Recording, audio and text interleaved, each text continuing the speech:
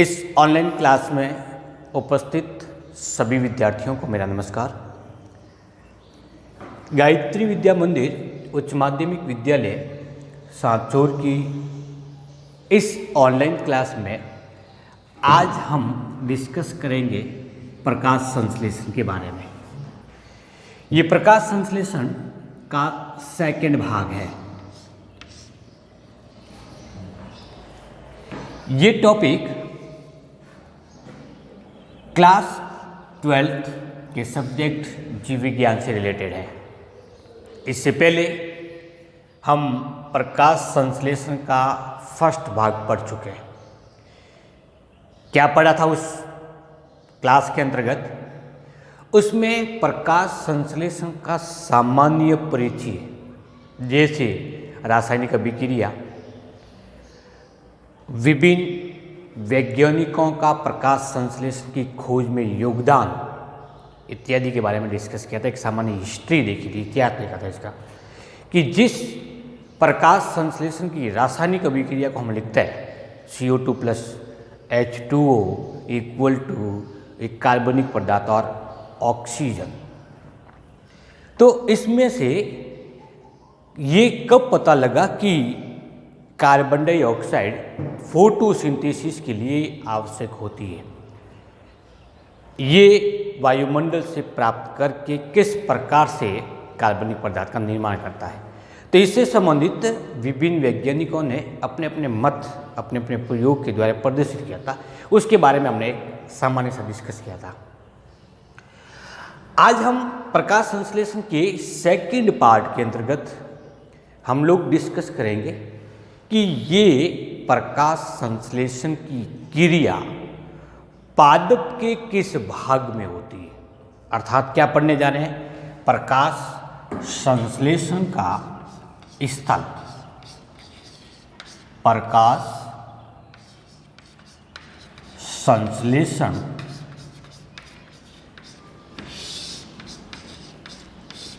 Site of photosynthesis. क्या आप बता सकते हैं कि पौधों का रंग हरा क्यों दिखाई देता है? हरा रंग, तो इसका उत्तर क्या होता है कि पादपों के इन भागों में, जो भाग हरे रंग के दिखाई देते हैं, उनमें हरित लवक पाया जाता है। क्या पाया जाएगा? हरित लवक। तो फोटोसिंथेसिस का स्थल भी है, वो क्या है? हरित लवक है, जिसको हम क्लोरोप्लास्ट कहते हैं। तो आज हम प्रकाश संश्लेषण स्थल के रूप में हरित लवक की संरचना पढ़ने जा रहे हैं।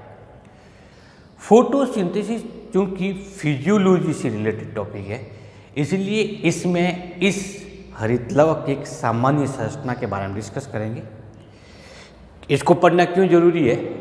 क्योंकि जब हम रासायनिक अभिक्रिया लिखते हैं तो उसमें क्या लिखते हैं? कार्बन डाइऑक्साइड, जल, क्लोरोफिल या क्लोरोप्लास्ट, फोटोन और कार्बनिक पदार्थ का निर्माण होता है।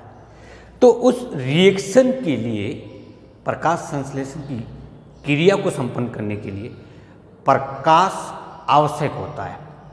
उस प्रकाश को ग्रहण करने वाला स्थल है, वो कौन सा है? हरित लवक। और यहाँ से फिर फर्दर रिएक्शन होना प्रारंभ हो जाती है, प्रोसेस आगे बढ़ती है। इसलिए सबसे पहले हम हरित लवक को पढ़ते हैं। कोशिका में पाए जाने वाले कुछ ऐसे कोशिकांग होते हैं जो दोहरी झिल्ली युक्त होते हैं। एक हरी झिल्ली युक्त भी होते हैं, झिल्ली विहीन भी होते हैं। तो दोहरी झिल्ली युक्त कोशिकांगों में हरित लवक का एक नाम है। इसके अलावा माइटोकॉन्ड्रिया होता है और केंद्रक पाया जाता है। हरित लवक की सामान्य संरचना सिम्पर और हिकल के द्वारा दी गई थी। अब जो स्ट्रक्चर दी गई है वो इस प्रकार की दिखाई देती है सामान्य तौर पर। जब हम आकार के संदर्भ में बात करेंगे तो ये एक बिंबाव या डिस्कॉइड स्ट्रक्चर के रूप में दिखाई देती है, लेकिन विभिन्न पादपों में इसका आकार अलग अलग हो सकता है, जो अभी हम देखेंगे। सबसे पहले बात करते हैं कि ये हरित लवक, जिसके कारण पादपों का रंग हरा होता है, पाया कहाँ जाता है? अर्थात हरित लवक की उपस्थिति कहाँ होती है? तो सामान्यतः जब हम मीजोफिल की बात करें तो ये मीजोफिल में अर्थात पर्ण मध्योतक में पाई जाती है। मीजोफिल पर्ण मध्योतक में उपस्थित होते हैं। जिन पादपों में पर्ण नहीं है तो वे पादप भाग जो हरे रंग के दिखाई देते हैं उन सभी में क्लोरोप्लास्ट या हरित लवक पाया जाता है। अधिकांशतः इसकी उपस्थिति मीजोफिल में होती है जो खम्भ उत्तक के रूप में या स्पंजी उत्तक के रूप में पाई जाती है। जब हम पर्ण की संरचना बनाते हैं तो उसमें जो कोशिका इस प्रकार की गोलाकार या खंभाकार कोशिका बनाती है उसमें जो ये डॉट डॉट स्ट्रक्चर बनाते हैं, इस प्रकार छोटे छोटे गोले बनाते हैं, ये गोले निरूपित करते हैं हरित लवक को। बात करते हैं कि इनकी संख्या कितनी होती है। किसकी? हरित लवक की। किसमें? एक कोशिका में। जैसे कि आपने एक एग्जाम्पल सुना होगा जिसको नाम देते हैं क्लेमाइडोमोनास। ये एक कोशिकीय शैवाल है, इसीलिए लिख रहा हूँ क्योंकि संख्या से संबंधित यदि बात करें थोड़ा सा जनरल हिस्ट्री भी साथ में आ जाए तो इस क्लेमाइडोमोनास के अंतर्गत सामान्यतः चूंकि एक कोशिकीय संरचना होती है और प्रत्येक एक कोशिका में एक क्लोरोप्लास्ट पाया जाता है। लेकिन जब बात करें हम एंजियोस्पर्म की मीजोफिल कोशिका में तो इनकी संख्या प्रत्येक कोशिका में लगभग प्रत्येक एक कोशिका में एक सिंगल सेल में इनकी संख्या 20 से लगा करके 40 होती है।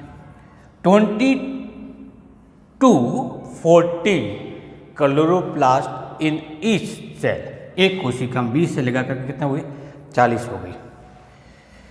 बात करते हैं इस कोशिकांग के आकार की। अगेन सामान्यतः मीजोफिल कोशिका में उपस्थित क्लोरोप्लास्ट का आकार द्विउतलाकार, दोनों सतह कैसी है? उत्तल सतह है, या इसको हम डिस्कॉइड कहते हैं, डिस्क के समान, बिंबाव कहते हैं इसको। डिस्क होती है जो फेंकने के लिए काम आती है, तो इसको डिस्क के समान स्ट्रक्चर होती है, या द्विउतलाकार भी हम उसको कह सकते हैं, द्विउतलाकार। लेकिन अगेन हम जब शैवाल की बात करें तो क्लेमाइडोमोनास के अंतर्गत पाया जाने वाला क्लोरोप्लास्ट इस प्रकार की स्ट्रक्चर युक्त होता है। इसको हम प्याले नुमा कहते हैं, जो लगभग घोड़े की नाल के समान पाया जाता है। तो कौन सा कहलाएगा? ये प्याले नुमा स्ट्रक्चर होती है। इसके अलावा कई शैवाल ऐसे भी हैं जैसे यूलोथ्रिक्स या स्पायरोगैस जिसमें जालिकावत पाया जाता है। तो ये आकार की विविधता मुख्य रूप से शैवाल के अंतर्गत पाई जाती है, जबकि मीजोफिल में केवल द्विउतलाकार, या इसको हम डिस्कॉइड भी कह सकते हैं। इस क्लोरोप्लास्ट की स्ट्रक्चर होती कैसे? तो ये दोहरी झिल्ली युक्त संरचना है। इसमें सबसे बाह्य भाग में पाई जाने वाली, इसको नाम देते हैं बाह्य परत अथवा बाह्य झिल्ली, दो झिल्ली। इसकी आंतरिक सतह पर आंतरिक झिल्ली या इसको नाम देते हैं आंतरिक परत। इन दोनों झिल्लियों के मध्य इनकी मोटाई लगभग 70 एंगस्ट्रॉम होती है। इन दोनों झिल्लियों के मध्य एक अवकाश पाया जाता है, इसको नाम देते हैं परिकला अवकाश या पेरी क्लोरोप्लास्टिडियल स्पेस। इस झिल्ली के आंतरिक भाग में पाए जाने वाली संरचना जो कि विषमांगी प्रोटीनीय प्रकृति की होती है, स्ट्रोमा कहलाती है। इस स्ट्रोमा में कई प्रकार की स्ट्रक्चर पाई जाती है, जैसे छोटी छोटी सिक्कों के समान एक सिक्के दूसरे सिक्कों के ऊपर जुड़े हुए होती है। इस प्रकार की सिक्कों के ढेर के समान संरचना दिखाई देती है। जैसे फॉर एग्जाम्पल ये एक है, दूसरा है, तीसरा है। इस संरचना को एक को ग्रेनम कहते हैं। एक स्ट्रक्चर को क्या नाम देंगे? ग्रेनम। बहुत सारी संरचनाएं तो ग्रेना कहलाती है, यानी क्लोरोप्लास्ट में झिल्लीबद्ध संरचना के आंतरिक भाग में बहुत सारे ग्रेना पाए जाते हैं। ग्रेना भी अपने आप में एक बहुवचन है, तो ग्रेना उपस्थित होते हैं। ये ग्रेना एक दूसरे से विशेष पटलिकीय संरचनाओं से जुड़े होते हैं, जिन्हें फ्रेट्स नलिकाएं या स्ट्रोमा या पट्टिका कहते हैं, या पीठी का पट्टिका कहेंगे। तो ये जो स्ट्रक्चर जो दो ग्रेनम को जोड़ रही है, इस स्ट्रक्चर को क्या नाम देते हैं? इसको नाम देते हैं स्ट्रोमा या पीठी का स्ट्रोमा पटलिका, या फिर इसको नाम देंगे फ्रेट्स नलिकीय संरचना। तो एक नलिकीय संरचना के द्वारा आपस में जुड़े हुए होते हैं। इसके अतिरिक्त इस पूरे स्ट्रोमा में अपने इसके खुद का एक राइबोसोम प्रेजेंट होते हैं। इस राइबोसोम को हम 70S प्रकार का मानते हैं, जो कि एक प्रोकैरियोटिक कोशिका के समान है। राइबोसोम की उपस्थिति के कारण इस संरचना को प्रोकैरियोटिक कोशिका भी हम मान सकते हैं। कौन सा प्रकार का राइबोसोम? 70S प्रकार का। क्लोरोप्लास्ट में अपने खुद का द्विरज्जुकी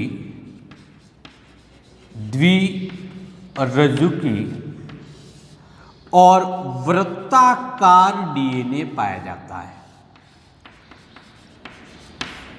द्विरज्जुकीय वृत्ताकार डीएनए यदि बैक्टीरियम पाया जाता है तो उसको नाम देते हैं प्लाज्मिड। तो ये प्लाज्मिड के समान ही है जो इस क्लोरोप्लास्ट में पाया जाता है।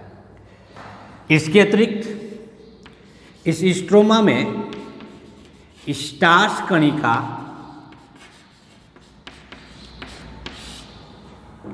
लिपिड की कणिकाएं या लिपिड बुंदक,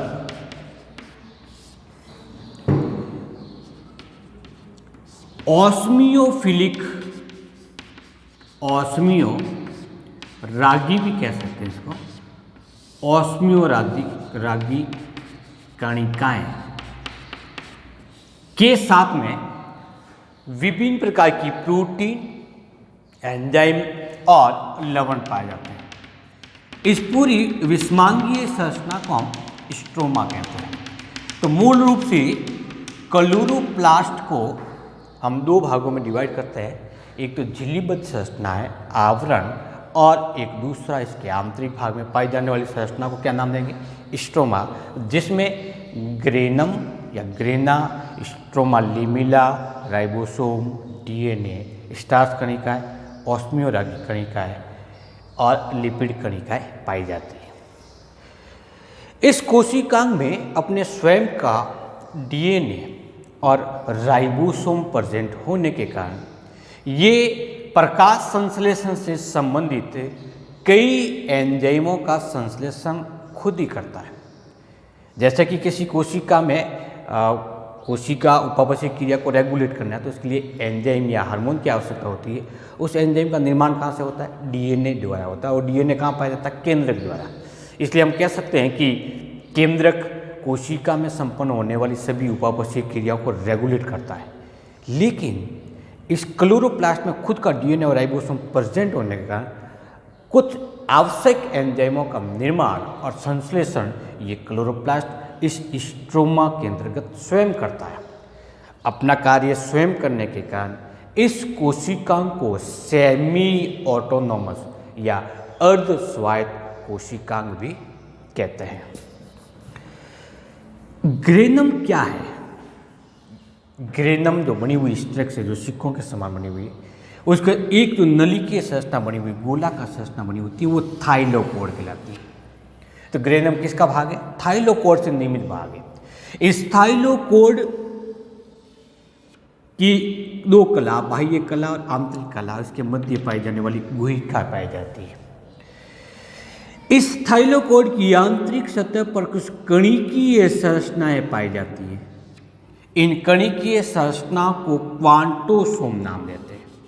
क्या नाम देंगे? क्वांटा या क्वांटोसोम।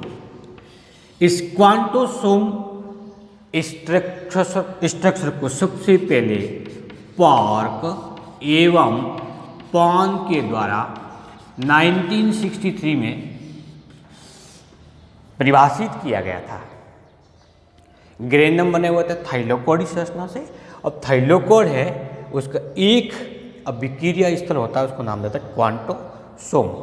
इस क्वांटोसोम में क्या क्या पाया जाता है? तो इसमें पाए जाते हैं क्लोरोफिल। पहला क्लोरोफिल। इस क्वांटोसोम में पाए जाते हैं कैरोटीनॉइड्स। इस क्वांटोसोम में पाई जाती है क्विनॉन्स, फॉस्फोलिपिड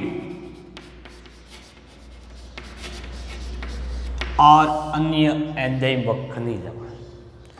क्लोरोफिल में 270 मॉलिक्यूल्स होते हैं, अणु होते हैं, वो क्लोरोफिल के होते हैं। उसमें से 160, 240, 160 क्लोरोफिल ए और 70 होते हैं वो क्लोरोफिल बी प्रेजेंट होते हैं। कैरोटीनॉइड्स की संख्या लगभग 48 के आसपास होती है। क्विनॉन्स होते हैं वो 46, रिमेनिंग पार्ट होता है वो फॉस्फोलिपिड, खनिज लवण इत्यादि भाग का बना होता है। क्लोरोफिल में से क्लोरोफिल ए अधिक है, क्लोरोफिल बी कम है। इसके बाद में कैरोटीनॉइड्स, क्विनॉन्स और फॉस्फोलिपिड से मिलकर के एक कणिकीय संरचना का निर्माण करते हैं। इस संरचना को क्या नाम देते हैं? क्वांटोसोम नाम देते हैं। क्वांटोसोम क्यों कहा गया इसको? क्योंकि फोटोन का एक समूह, पुंज, जो ये विक्रिया स्थल ग्रहण करता है वो क्वांटा के रूप में होता है। क्वांटा को ग्रहण करने के कारण इन कणिकीय संरचना को क्वांटोसोम नाम देते हैं। किसने बताया था? पार्क और पॉन के द्वारा 1963 में। क्योंकि ये स्ट्रक्चर ही प्रकाश संश्लेषण के लिए प्रकाश को ग्रहण करता है, इसलिए इसको अभिक्रिया स्थल नाम दिया जाता है। ये तो नाम था प्रकाश संश्लेषण का स्थल, और इस संरचना को क्या नाम देते हैं? अभिक्रिया स्थल। रिएक्शन साइट है जहाँ से फोटोसिंथेसिस की क्रिया प्रारंभ होती है। क्लोरोफिल वर्णक है, कैरोटीनॉइड्स वर्णक है, अर्थात क्वांटोसोम में वर्णक और पाए जाते हैं। हमने प्रारंभ में जिस स्ट्रक्चर की बात की है वो है लवक, और अब जो बात कर रहे हैं वो है वर्णक। वर्णक हमेशा एक निश्चित तरंगदैर्ध्य की प्रकाश किरण को अवशोषित करता है। क्लोरोफिल और कैरोटीनॉइड्स तथा क्वांटोसोम लगभग दर्शीय प्रकाश में से 400 नैनोमीटर से 700 नैनोमीटर तक, 400 नैनोमीटर से 700 नैनोमीटर के प्रकाश को सबसे अधिक अवशोषित करता है। हालांकि अवशोषण की तरंगदैर्ध्य वो 380 से प्रारंभ होती है। दर्शीय प्रकाश 7 रंगों से मिलकर बना होता है, जिसको बैंगनी पिनाला के नाम शॉर्ट से जाना जाता है। तो इसमें सबसे प्रारंभिक रंग है वो बैंगनी का है, सबसे अंतिम भाग आता है वो लाल है। तो सबसे ज़्यादा जो अवशोषण होता है वो किसका होता है? 400 नैनोमीटर से, यानी नीले का और लाल का अवशोषण, ये क्वांटोसोम या वर्णक सबसे अधिक होता है।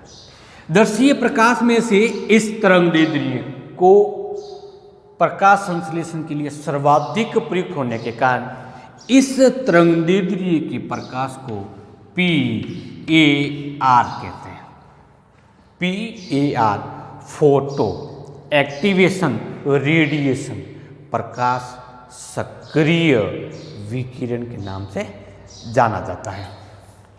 तो इस प्रकार से एक हरित लवक और इसमें पाए जाने वाले क्लोरोफिल प्रकाश ऊर्जा को ग्रहण करके इलेक्ट्रॉन को पुनः उत्सर्जित करते हैं और इसी दौरान जल का प्रकाशिक अपघटन होने से इलेक्ट्रॉन तथा प्रोटॉन बनते हैं या हाइड्रोजन धन आयन बनता है, और वो हाइड्रोजन धन आयन फिर कार्बन डाइऑक्साइड को अवशोषित करने के लिए प्रयुक्त होता है। जैसा कि हमने रॉबर्ट मेयर के द्वारा दी गई क्रिया पढ़ी थी इतिहास के अंतर्गत, क्या था कि इन्होंने प्रकाशिक अभिक्रिया दी थी, किसकी? प्रकाश संश्लेषण की। अर्थात प्रकाश संश्लेषण को हम दो भागों में विभक्त करते हैं। एक भाग वो होता है जहाँ पे प्रकाश की आवश्यकता नहीं होती, उसको अप्रकाशिक अभिक्रिया और अंधकार अभिक्रिया कहते हैं। अब दूसरी वो होती है जहाँ पे प्रकाश की आवश्यकता होती है, जहाँ पे प्रकाश अवशोषित होता है। कौन करता है? वर्णक करता है। तो एक तो हुई प्रकाशिक अभिक्रिया और दूसरी हुई अप्रकाशिक अभिक्रिया। इस हरित लवक की जब संरचना देखते हैं तो ग्रेनम ऐसी स्ट्रक्चर है, ग्रेनम या ग्रेना, जहाँ पर फोटोसिंथेसिस की लाइट रिएक्शन होती है।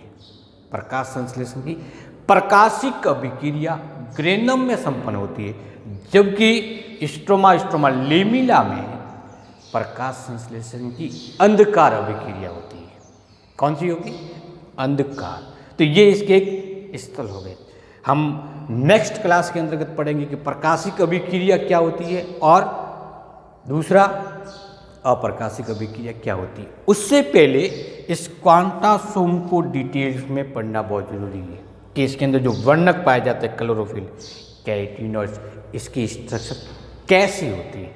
तो नेक्स्ट क्लास के अंतर्गत हम वर्णकों की संरचना के बारे में अध्ययन करेंगे। आज की क्लास को हम यहीं समाप्त करते हैं। आपको ये वीडियो, ये क्लास कैसे लगी, कैसा कंटेंट था, इसके बारे में ज़रूर कमेंट करें। थैंक यू, नमस्कार।